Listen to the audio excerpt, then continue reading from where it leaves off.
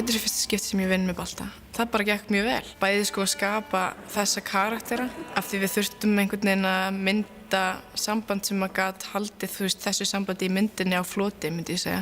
Hanna, ég er ekki að segja þú elskir hann ekki. Nú, hvað þá? Þú hatar hann bara. Og svo náttúrulega líka því hann er leikstjóri minn og okkar.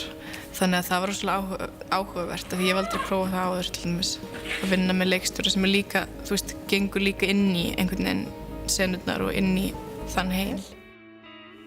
Að leika með dýri í senu er svolítið challenge sko, af því bæði eru þau yfirleitt að gera eitthvað sem er áhugaverðara en það sem þú ert að gera og líka kannski bara, ákveða að gera eitthvað annað en þau áttu að gera í senunni eða það var ein taka sem við tókum sem var svona eiginlega brætti svolítið hjartað af því að ég held að hann hafi í rauninni keypt í alvörunni það sem var í gangi og hann varð svo tilfinningamikill sjálfur að hann byrjaði að sleikja mig alla og svona að reyna að hugga mig í senunni sem var rosa fallegt.